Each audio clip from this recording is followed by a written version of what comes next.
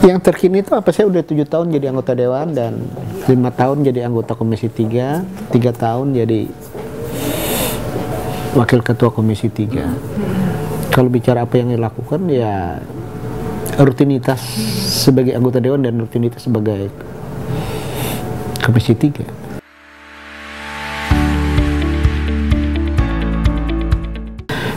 Permasalahan komisi 3 adalah komisi itu bertugas untuk persoalan hukum dan keamanan nasional.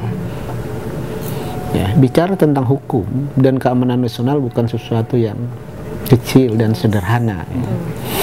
Nah, untuk inilah diperlukan waktu buat untuk baca buku, ya, waktu untuk menyerap aspirasi, waktu untuk merumuskan langkah-langkah apa posisi komisi 3 di tengah-tengah proses bermasyarakat yang terjadi hari ini. Dari aspek hukum dan perundang-undangan tentunya bicara tentang keamanan nasional kita. Nah, catatan inilah yang membuat saya harus berbuat yang terbaik sebagai pimpinan di komisi.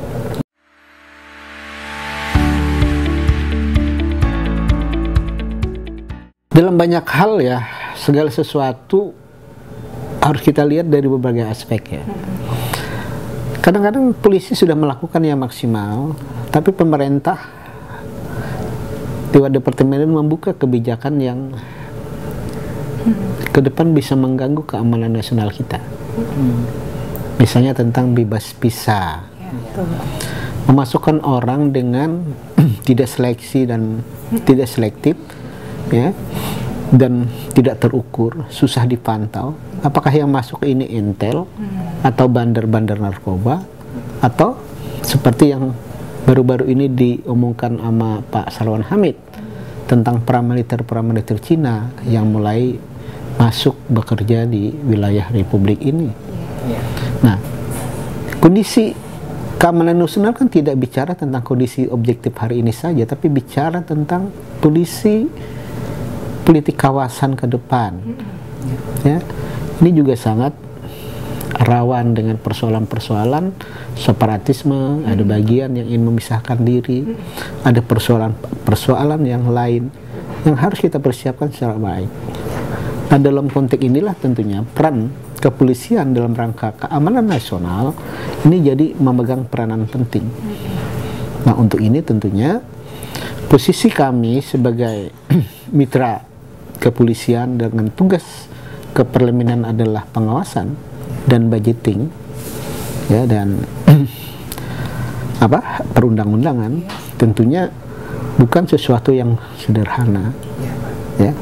Nah, catatan-catatan inilah yang hari ini kita rumuskan. Misalnya Komisi 3 menswot habis kawan-kawan kepolisian dalam rangka untuk peningkatan sumber daya manusia dari segi anggaran, termasuk untuk melakukan kontrol-kontrol di daerah tentang yang semakin setahun juga harus semakin meningkat karena tuntutan masyarakat, ya, faktor ekonomi yang semakin tidak baik juga sangat mempengaruhi keamanan nasional. Ini yang kita lihat, misalnya banyak konflik di daerah, ya, tentang pilkada, tentang polisi, tembak, dan macam-macam. Nah, ini kan juga ada persoalan-persoalan yang hari ini dalam konteks keamanan nasional, termasuk putusan-putusan pemerintah yang cenderung memancing konflik sosial juga bagian yang kami amati dalam konteks keamanan nasional. Catatan-catatan inilah yang harus kami di Komisi 3 harus melek berita, harus tanggap akan apa yang terjadi dengan perkembangan-perkembangan yang terjadi di tengah-tengah masyarakat.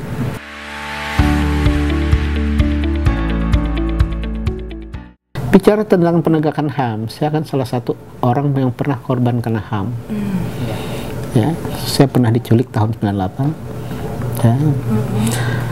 Kalau bicara tentang kemauan politik pemerintah dalam bidang penegakan HAM di masa lalu, ini kan sangat buruk, ya. Saya tidak melihat pemerintah dari zaman sesudah Soeharto sampai hari ini bagian dari sesuatu yang sangat serius menyelesaikan penyelesaian HAM, termasuk Pak Jokowi dalam janjinya juga ingin menyelesaikan HAM di masa lalu. Tapi realitasnya 3 tahun ini tidak terlalu bagus. Salah satu adalah dalam kasus Munir, ya, dalam kasus Munir, Suciati, ya, berjuang dengan baik, diputus oleh Komisi Informasi Publik bahwa informasi tentang Munir harus dibuka. Pemerintah, walaupun itu adalah bagian ada ruang untuk itu, pemerintah melakukan tun terhadap putusan informasi publik dan akhirnya kalah. Akhirnya kasus Munir tidak ada kemajuan lagi dan cenderung malah stuck ya Pak? Stagnan sama dengan kasus-kasus pelanggaran HAM yang benar. Komnas HAM juga merumuskan, merekomendasikan ada 7 kasus pelanggaran HAM berat yang ke pemerintah. Sampai ini juga tidak ada tindak lanjut. Sampai hari ini juga pemerintah tidak pernah, ya, mengkonkretkan pada saat undang-undang tentang rekonsiliasi atau KKR ditolak oleh MK. Harusnya pemerintah dalam rangka kepentingan HAM masa lalu menyelesaikan undang-undang yang sudah ditolak oleh MK untuk membuat undang-undang baru yang cocok dengan penyelesaian kasus HAM di masa lalu. Sampai hari ini pemerintah tidak berinisiatif untuk menindaklanjuti putusan MK tersebut. Jadi kalau dilihat dari political will ini sangat jelas bahwa pemerintah tidak serius dalam penegakan HAM. Yang ada kasus HAM ini akan jadi konsumsi pada saat mau pemilu untuk menjatuhkan lawan-lawan politik. Ini kan sesuatu yang menurut saya tidak sehat untuk kepentingan anak bangsa. Sudah banyak yang mengharapkan ada keadilan HAM ini terjembatani dengan baik. Ya. Kelompok ibu-ibu payung hitam di istana, ya, sudah luar biasa. Kalau dilihat dari putaran itu udah bertahun-tahun dan tidak ada kepastian, ibu-ibu itu mengharapkan ada secernah lentera harapan untuk bagaimana penyelesaian HAM dalam kasus Trisakti dan macam-macam. Untuk itu saya pikir dalam kasus seperti ini banyak model penyelesaian yang bisa diadopsi sebagai sebuah wacana bagi pemerintah untuk mendorong model yang mana yang paling cocok dalam kasus pelanggaran HAM. Ada model Afrika Selatan, ada model Amerika Latin, ada model Eropa Timur, Polandia dan Hungaria yang dalam rangka mempertuliskan itu banyak contoh yang diadopsi dan disesuaikan dengan budaya kita tentunya. Tapi dengan tidak ada kejelasan tentang undang-undang KKR dan konsolidasi niat untuk menyelesaikan penyelesaian model seperti di Hungaria dan Polandia, ya, tentang konsensus nasional untuk melupakan masa lalu dengan catatan-catatan seperti itu, saya pikir bahwa pemerintah memang terjebak pada hal-hal yang menurut saya tidak fokus.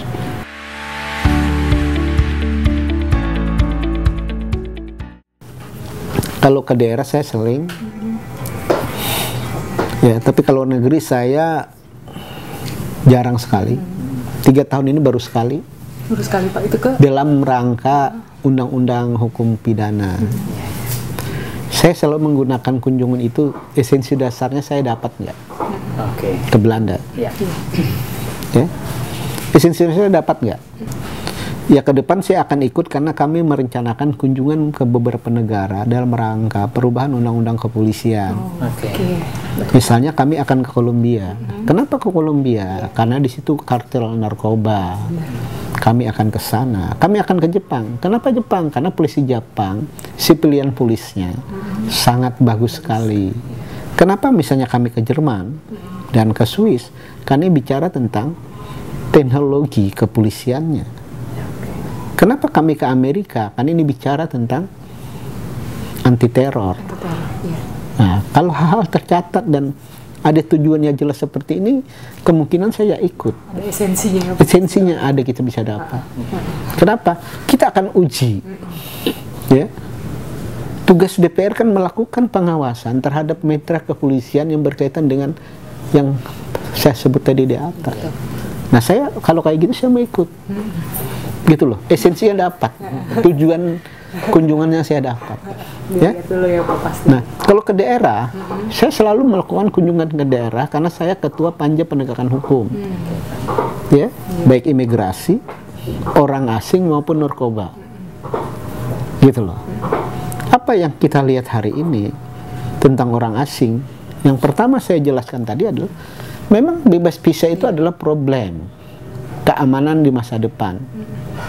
Kalau bebas visa ini dibiarkan berlanjut dan tidak dicabut, saya pikir secara ekonomi juga kita tidak dapat apa-apa. Iya betul Pak. Ya? Nggak bisa dinikmati oleh orang. Dalam konteks narkoba, ya, ini kan di daerah sudah menjadi-jadi. Iya Pak, banyak banget. Nah, saya lihat sekarang semakin ada perubahan-perubahan yang berkaitan dengan narkoba. Saya mengharapkan bahwa pimpinan BNN konsisten, ya, untuk melakukan pencegahan di bidang narkoba. Narkoba ini sekarang berkembang, obat-obat jinit biasa jadi obat yang anak-anak kecil dan macam-macam itu juga harus dimasukkan dalam kategori narkoba ke depan. Gitu ya. Ya, jadi kita memang harus penyakit masyarakat ini jangan sampai muncul yang berkaitan dengan narkoba ini. Saya pikir dalam konteks real ya dan nyata, tapi bukan membandingkan sebagai sebuah niat buruk ya. Saya melihat bahwa narkoba ini jauh lebih penting daripada dampaknya, jauh lebih terasa daripada korupsi. Korupsi kita perlakukan ini, narkoba ini juga harus kita perlakukan dengan lebih dari sekadar korupsi. Pelakunya, pemakainya harus tegas gitu. Ya harus tegas. Catatan.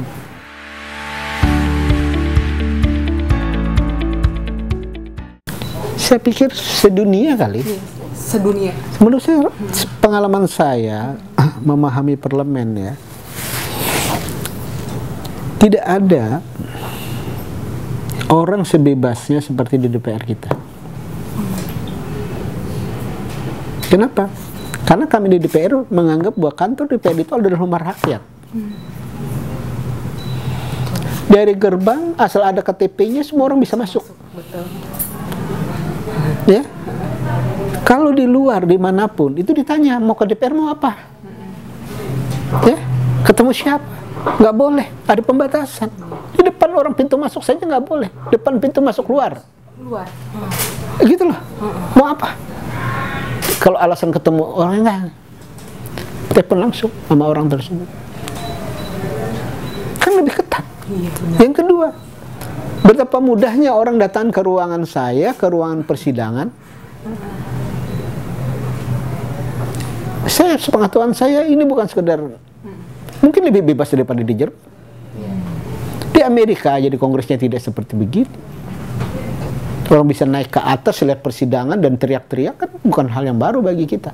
Betul. Ketidakhadiran anggota dipertontonkan kok. Terbuka. Terbuka sekali. Ya, gitu loh. Tapi apakah penghargaan terbuka seperti ini ada sesuatu penghargaan? Bagi saya sebenarnya enggak juga. Dan kita dihargai orang terbuka, habis itu kita merasa bahwa kita terbuka itu bagus. Menurut saya enggak juga.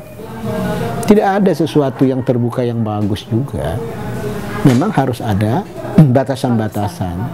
Nah, batasan-batasan inilah saya mengharapkan ke depan, ya, rumah rakyat itu tetap ada. Tapi ada wilayah yang wilayah persidangan dan ada yang non persidangan, itu bebas. Ya. Nah, sudah saatnya kan wilayah DPR ini ditata. Tapi kan jadi soal kalau mau ditata kan sensitif. Iya benar.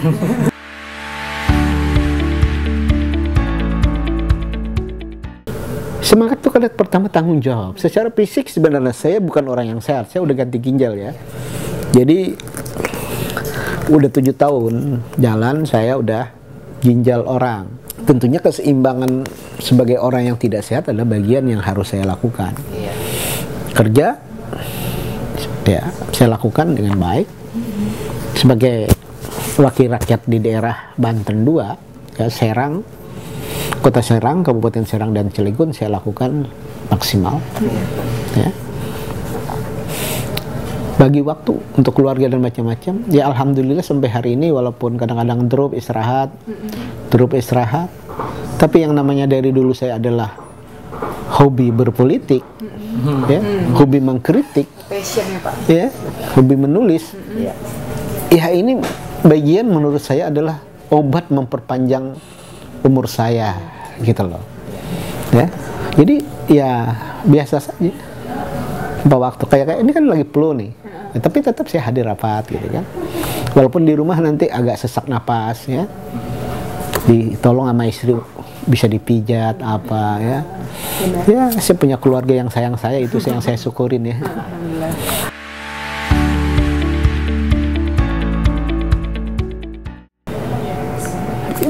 Bagi saya biasa saja.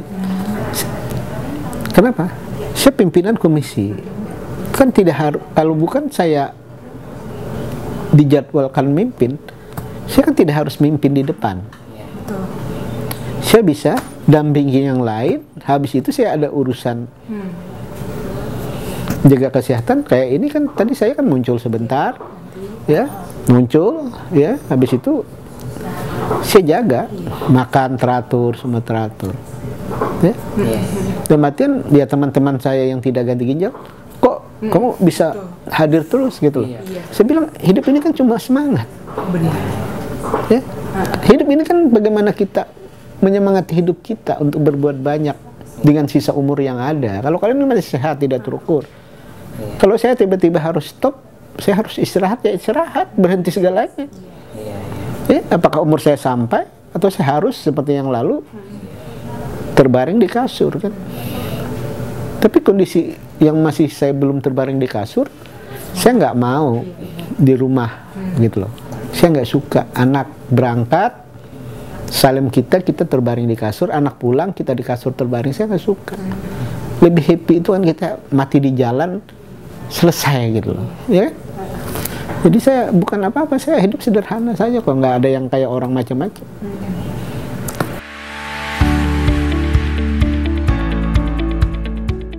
Harapan saya kepada bangsa ini dan kepada kita-kita yang hari ini berbuat untuk bangsa ini, tentunya kondisi-kondisi sosial politik hari ini adalah pembelajaran kita untuk memperbaiki apa yang kurang ke depan. Ya. Jangan terjebak pada rejim-rejim kekuasaan. Ya, hari ini blocking itu kan karena kekuasaan-kekuasaan yang membuat tujuan kita bernegara abai. Ya, akhirnya saya misalnya sebagai orang Gerindra melupakan bahwa ada yang lebih luas daripada Gerindra. Hari ini pendukung pemerintah seolah pemerintah ini adalah segala-galanya. Seolah-olah pemerintah yang lalu nggak ada apa-apanya. Ini kan sakit. Ya, nah kita di Gerindra berusaha untuk lebih bisa berbuat sesuatu yang tidak terjebak pada kepentingan partai saja. Ya. Kenapa? Karena kami siap kalah, siap menang. Ya. Tentunya Gerindra sendiri pun mempersiapkan diri, seandainya ada rezeki untuk berkuasa, kami juga akan lebih memperbaiki diri dengan kondisi bahwa hari ini bukan Gerindra yang hebat. Hari ini adalah penyelamatan bangsa ini ke depan. Bagaimana bangsa ini ke depan lebih baik daripada hari ini. Ini kan tantangan kita. Tidak terjebak pada persoalan politik yang hari ini seolah-olah dunia ini ke depan nggak ada lagi. Ya, ini yang terjadi hari ini. Ya. Saya ingin mendampingin anak-anak saya. Cewek 1, cowok 1. Umur 14, yang cowok adik, kakak 16. SMA dan SMP berarti ya? SMP kelas 3 dan kelas 2 SMA. Saya cuma ingin itu aja kok. 7 tahun yang lalu, anak-anak saya masih kecil, kita diponis gagal ginjal. Harus cuci darah. Udah kiamat kan? Jadi saya tidak bercita-cita. Kemarin anak saya nanya, apakah papa akan maju lagi? Aku balik ke marga. Menurut kalian apa? Terus jawaban mereka apa? Ya kalau membuat papa bersemangat dan umur panjang, silahkan Pak. Ya, kenapa? Mereka tahu kalau saya di rumah, Malah ini ya Pak. ya istri saya berangkat ke kantor karena dia notaris gitu kan. Anak saya sekolah. Saya di rumah ngapain kan itu loh. Iya benar-benar. Nonton TV ya. Bosan ya Pak. Iya, aduh, ngantuk gitu jadinya. Kalau ini walaupun ngantuk-ngantuk kan ada bercakap, dengar, nggak terasa di sini udah jam 2 gitu kan. Senyum sejam 2 jam kemudian jam 4 gitu kan. Jam 5 kalau masih ada, kalau enggak jam 5 saya pulang. Makan malam sama anak-anak, sholat udah. Ya. Canda sama anak sambil lihat di belajar, apalagi hidup ini. Cuma itu kan. Baik Pak, terima kasih banyak. Saya makasih.